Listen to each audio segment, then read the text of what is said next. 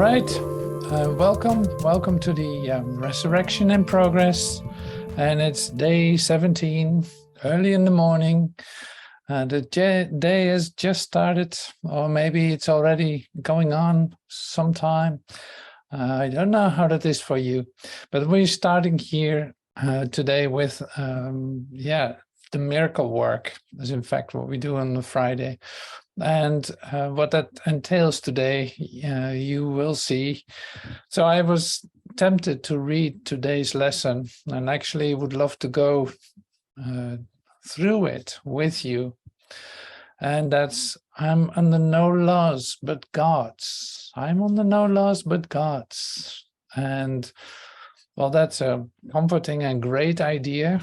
And but what does it exactly mean, and what are the consequences? So, like, do I need to accept that? Is that really true? Is that, or is there a way out of it? Is there some, how does this law actually work? What does it mean?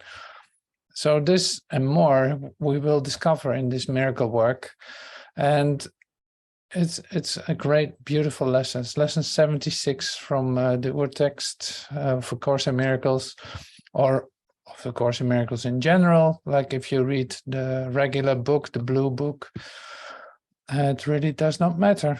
So it has the same message in that sense. And but I read it from the text just because I love the book, and I love the the references that are in there. So, are you ready for some miracle lesson today? That would be great.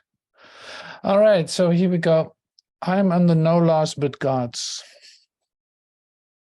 So we were talking the other day about senseless things, and we continue with that too. The senseless things that we thought we needed. But here, I'm under no laws but God's. We have observed before how many senseless things we have seemed to you to be salvation. Each has imprisoned you with laws as senseless as itself. You are not bound by them, yet to understand that this is so, you must first realize salvation lies not there. While you seek for it in things that have no meaning, you bind yourself to laws that make no sense. So this is great. This is a beautiful start. Like, you don't understand, but you have been looking for salvation. You've been looking for salvation in senseless things, it appears now. It's like, these are senseless things. I looked for salvation in my relationship. Well, if I had a relationship with this person, then I would be saved. If I had money like that coming in, then I would be saved. If my health was better, then I would be saved. If I had children, then I would be saved. If I had a great study and found a job that I actually like, then I would be saved.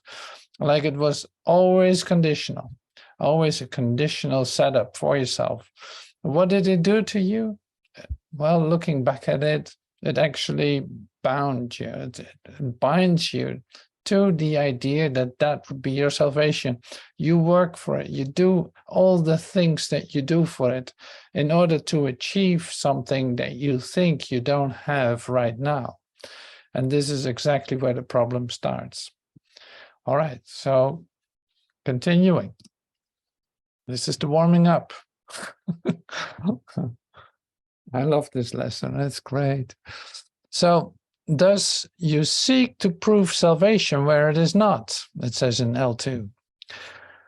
Today we will be glad you cannot prove it, for if you could, you would forever seek where it is not and never find it. The idea for today tells you once again how simple is salvation. Look for it where it waits for you, and there it can be found. Look nowhere else, for it is nowhere else.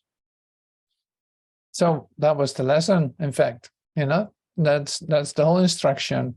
Look for it where it can be found. It is not there where you thought it was. So you don't have to look there any longer. So the actual thing that is occurring now is if you start to accept this idea and start to demonstrate it in your affairs, in your doings, then you see that you actually save yourself a tremendous lot of time.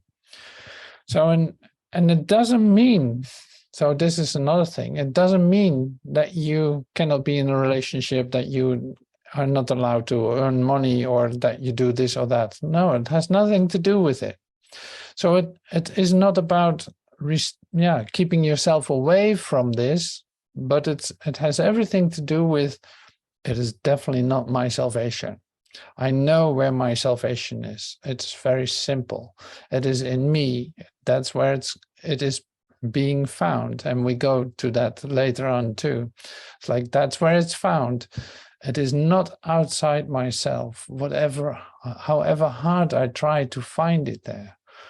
See, and this is an action of mind that you're so accustomed to in your humanness. It's like you want the salvation to be there, and you tempt yourself to think that way. Like, well, looking at this, it's a really beautiful story. It looks like a great image. Shall I not consider it as being something for me that would, maybe if I have that or do that, or, then something would change in the right direction, wouldn't it? And you come up with all kinds of ideas, like it's literally your mind has a focus on one thing. Well, you got to, all the associations will support the idea. You know this, right? It's like, okay, here's my favorite telephone.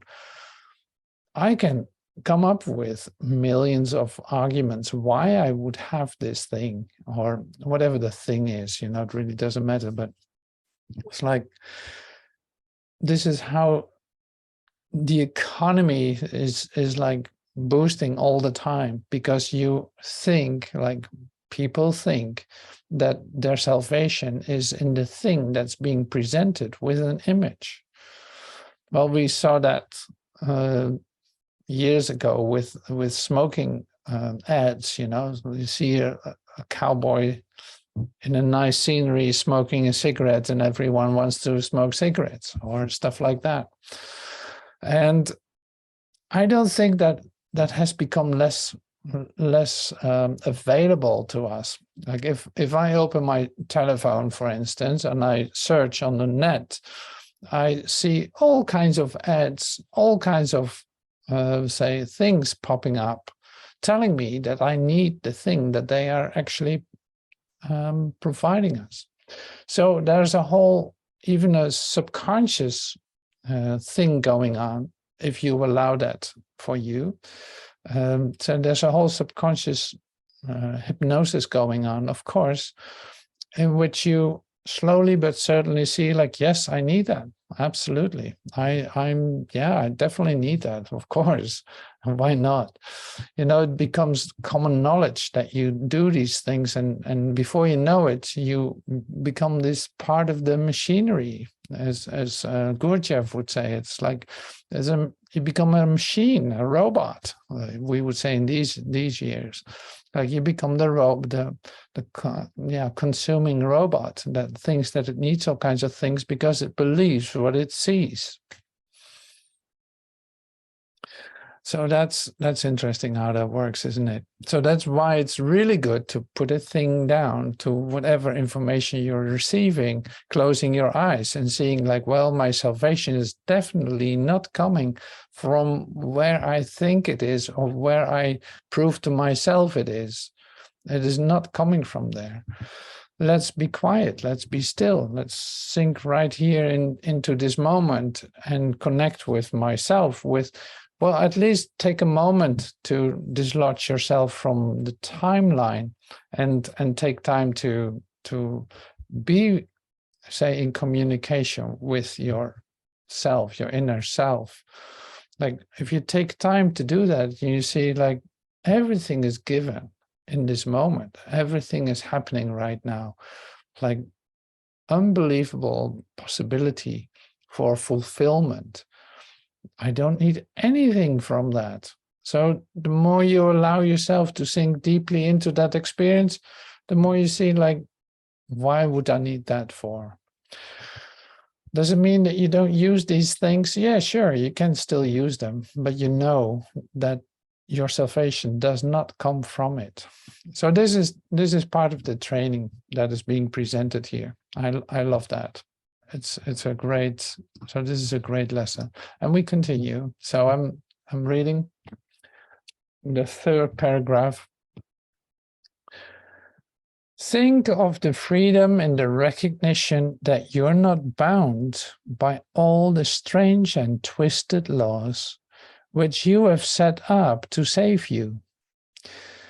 You really think, and here are some examples in case you didn't know, you really think that you would starve unless you have stacks of green paper strips or euro bills or who knows what currency you're paying and receiving in. You really think that you would starve unless you have stacks of green paper strips and piles of metal discs. You really think, oh, this is another one, look at this. So it's the medical coming in. You really think a small round pellet or some fluid pushed into your veins through a sharpened needle will ward off death. Here's another one, companionship. You really think you are alone unless another body is with you. Okay, I think it's time for a little interlude. So pulling up a whiteboard here, because I love to cooperate with you. And the question then is,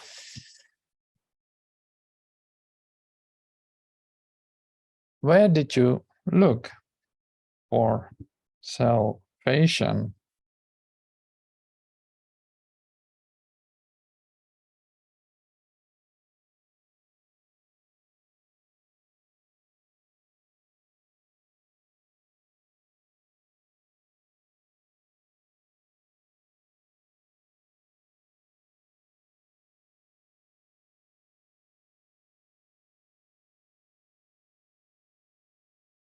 Movies. Where were you tempted to look for salvation this last week? Well, great if you're in silence. A direct asteroid hit. Looking for salvation in a direct asteroid hit. I love that. Oh, watching spiritual videos. Ah, that's a good one too. I love that. I love it. Thank you for your honesty, all. Thank you. So that's so great. Looking for salvation and watching spiritual videos. I love that one too. Okay, so we certainly had our places to go, and some of us were like looking for it in the place where it could be found too. They were tempted to look in the place where it could be found. All right, so leaving that for what it is, but thank you for your honesty. Oh yeah, it is insanity that think these things. You call them laws and put them under different names in a long catalogue of rituals that have no purpose, have no use, and serve no purpose. Wow, here we go. You think you must obey the laws of medicine, of economics, and of health. Protect the body and you will be saved. These are not laws, but are madness. These are not laws, but are madness. The body is endangered by the mind that hurts itself. The body suffers that the mind will fail to see it is the victim of itself. The body suffers that the mind will fail to see it is the victim of itself. The body's suffering is a mask the mind holds up to hide what really suffers. It would not understand it is its own enemy, that it attacks itself and wants to die. It is from this your laws would save the body. It is for this you think you are a body. Okay, so there are no laws except the laws of God. This needs repeating over and over and over and over and over again until you realize that it applies to everything that you have made in opposition to his will. Your magic has no meaning. What it meant to save does not exist. Only what it is meant to hide will save you. So that's a deep one here. So there are no laws except the laws of God. This needs repeating over and over until you realize that it applies to everything you have made in opposition to his will. Your magic, like the medical magic, your financial magic, your relationship magic, has no meaning. What it is meant to save, what does it save? You in your bodily existence does not exist. Only what it is meant to hide, your holiness, will save you. Only your holiness will save you, is in fact what it says here. The laws of God can never be replaced. We will devote today to rejoicing that this is so. It is no longer a truth which we would hide. We realize instead it is truth which keeps us free forever. Magic imprisons, but the laws of God set free. The light has come because there are no laws but his. We will begin the longer practice periods today with a short review of the different kinds of laws we have believed we must obey.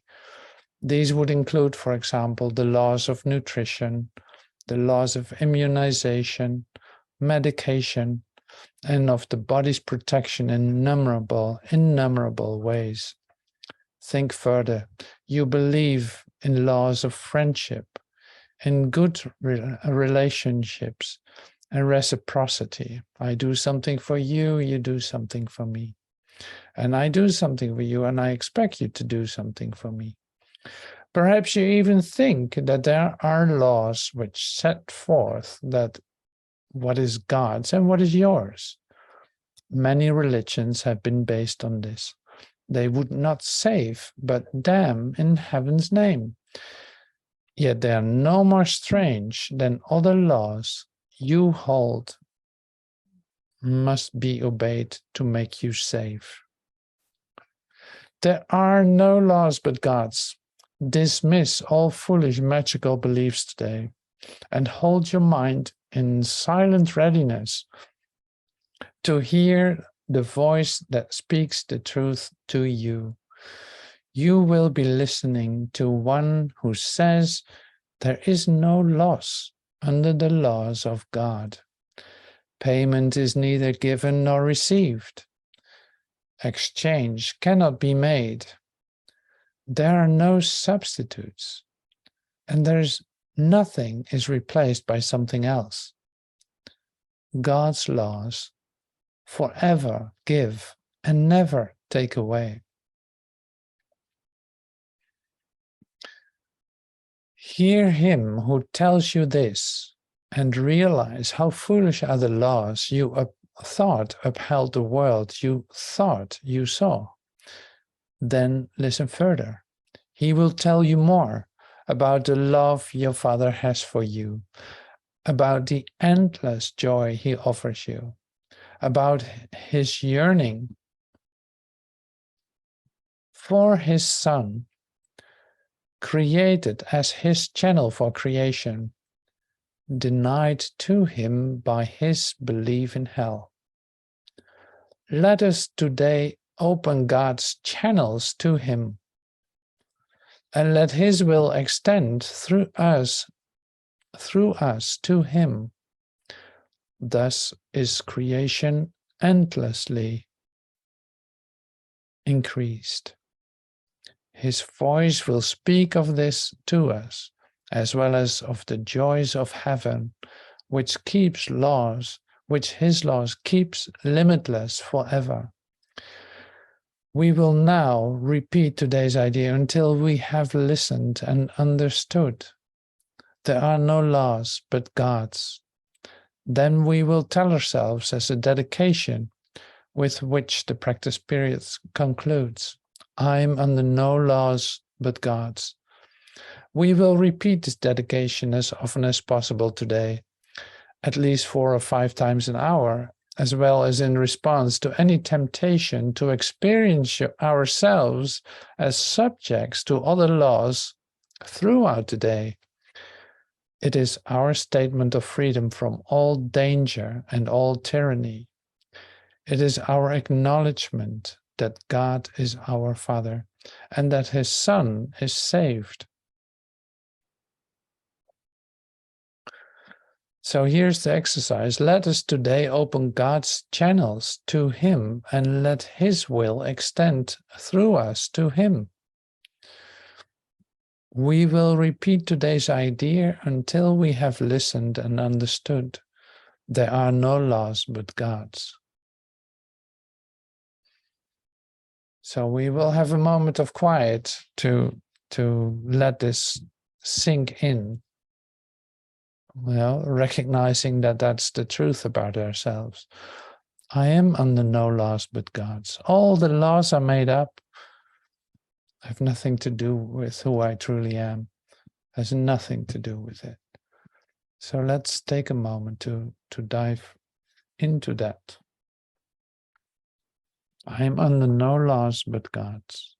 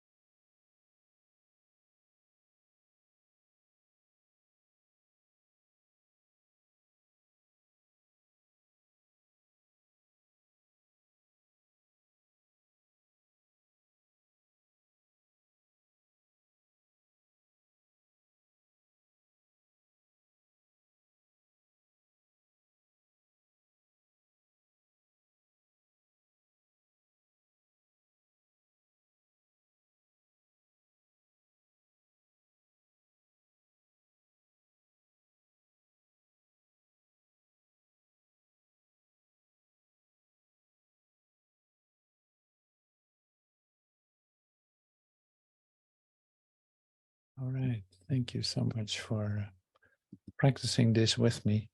So what I would love to share with you this, say regarding this lesson is this, like yes, God's laws are setting you free from other laws that you made up. It sets you free of that by realizing, oh, yes, there's no laws but God's. Oh, great. So does that prevent you from having ideas about where salvation could be, as a temptation, or thinking that, well, maybe you should try this or try that? Does it set you free from thoughts that are coming up to look for the temptation, to look for other laws that might work? No, it does not. So this is always good to realize. So it is also okay to think that your salvation is there, at least to have these thoughts and look at it and say, like, oh my God, look what I'm thinking. I really think that my salvation is coming from somewhere else. That's amazing. What I'm actually trying to say here is this, is like, these thoughts will come up because, hey, that is all right. It's like thoughts come up in your consciousness. All kinds of thoughts come up about everything. You have an idea about everything, is what I'm saying. Like, and it is not to you to judge these thoughts. It's like, it's not about trying to control these thoughts. No, they come up, they pop up. That's all right. The next thing is the action is the ball is in your court, so to speak. What are you going to do with it? Are you engaging with them? Are you pursuing them? Are you doing this or that? Like that would give the idea energy, and you're actually going to demonstrate your attempt to use these ideas for your salvation. And that is something you don't have to do anymore. So this is always good to know. Otherwise you think like, well, I'm still thinking these things. I still have ideas about this body. I have still ideas about companionship or relationships or financial situation or political situation or medical situation. And that's all right to have ideas about it. It's all right, because you cannot stop your mind from thinking. But the part that is connected to your will is, what are you going to do with it? Are you recognizing it as just another one of those that you, like one of the magical beliefs that you have, that something outside yourself could fulfill you and make you complete?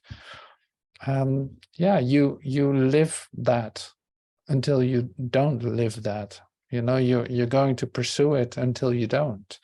And that's perfectly all right. Like, that's all part of the process too. If you allow yourself to stand still and realize for a moment, like, well, let's take a look at this. What am I actually thinking? What is it? It's like there's a concealment where it was talking about in the book too. It's like you conceal where it's really about. You think it's about the form. You're like, if I have that form, then it would be all right. If I had that, then I would be okay. So what does it cover? And that's the idea of thinking that something there could fulfill you. That's one thing that's behind all of this. Is like, you in fact skip the option that is already yours. This is where you start to come into time, into trouble, so to speak, and you literally step into time. It's going to take a moment for you to discover. If you make this real, it's going to take a while to discover, no, that's not it. And this time is going to be saved when you stand still and first connect with, wait a minute, my kingdom is not of this world, as Jesus would say. Like, my kingdom is not of this world. Where am I looking for salvation? I really think that that's going to do it?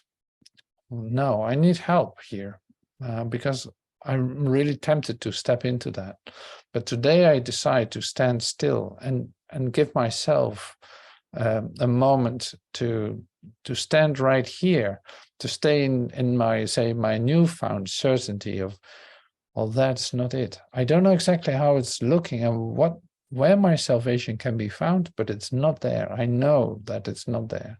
So I'm going to start the experiment with myself in my mind to use this in a whole different way.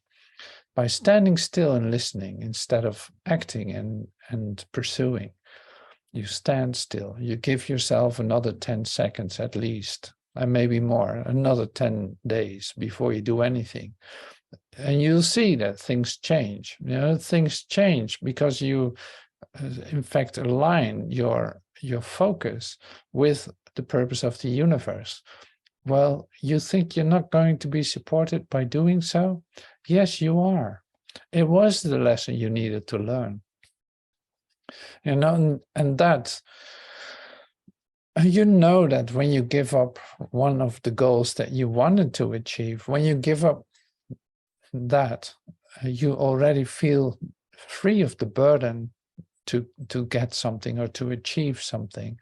And that takes off all the pressure and all the stress related to it.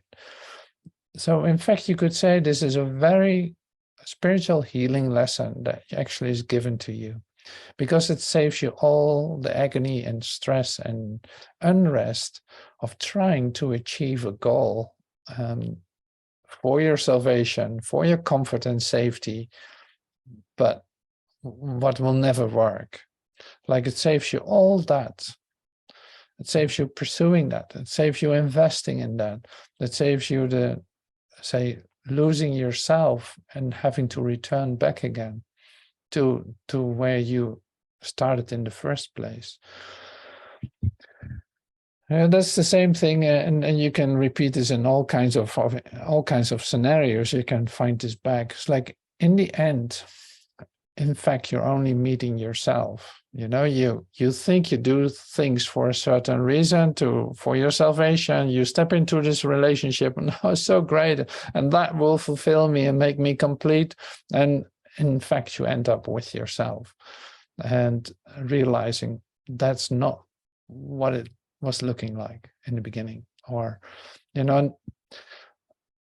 it's like you go through hoops, you could in fact say death episodes, because you will die in the idea that what you think you want to achieve, you will never achieve. Like, it will lose all its value. Even in the moment of achievement, it can lose all its value, like it's nothing, and you will see it.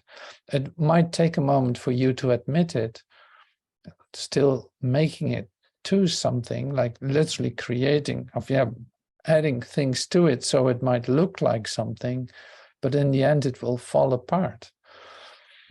That's so great to discover it like this.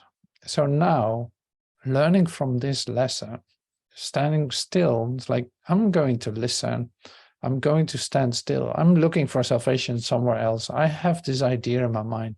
I'm looking for salvation in a place where I will never find it.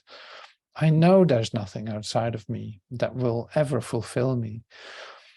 And not from a depressed state of mind. No, from the recognition of your true selfhood, your true self. That's where you connect with. It's like, I want it from here. If I don't have it now, the hell with it. I don't want it. If this moment isn't complete, it will never be complete. This is the time that all is given, everything is here. Perfection is like completely presented here.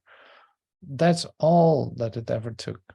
So we're returning back to this present moment continuously to recognize everything is given. Oh, I didn't have to do that. I'm so happy to be home again, to be in this presence, in this, yes, here it is. Unbelievable. Can you imagine? I didn't have to run for it. I didn't have to do whatever I needed to do. All the things that we do as human beings, or like if you look at the whole idea of all the drama that's connected to thinking that, of all the drama that's connected, in fact, to the disappointment of having that as your salvation set, but it's not working out. How much frustration is connected to that? How much despair and suffering? Unbelievable. I don't have to give you examples of that. You just look at your life, look at what happened, where you looked for salvation, what incredible drama it had become. And also in admitting it, that it didn't work out. Admitting it that it didn't work out. You know, that's so amazing. Got my book out. So here it says this, the guarantee of heaven, it's called. And I'm reading it from the second paragraph.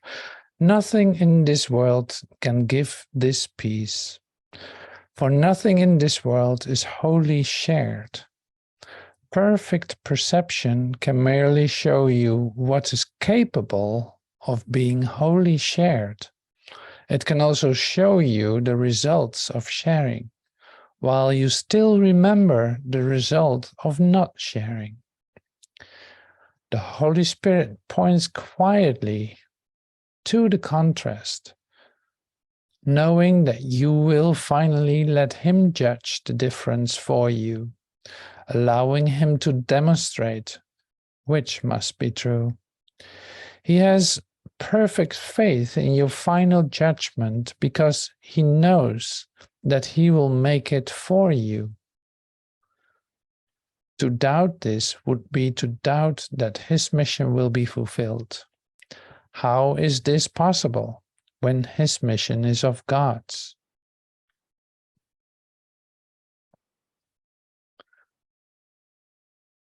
So we continue in 7 here. God willed you heaven and will always will you nothing else. God willed you heaven and will always will you nothing else. The Holy Spirit knows only of his will. There is no chance that heaven will not be yours, for God is true, and what he wills is sure as he is. You will learn salvation because you will learn how to save. It will not be possible to exempt yourself from what the Holy Spirit wills to teach you. Salvation is as sure as God. His certainty suffices.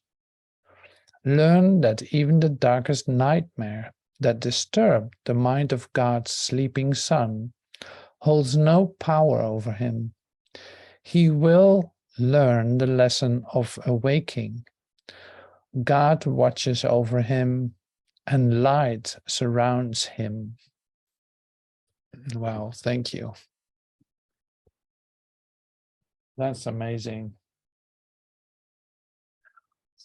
So this is our prayer then for today. So salvation is taken care of. It's like wherever you look for salvation, where it cannot be found, you will return to the place where you will find it, and you have great help.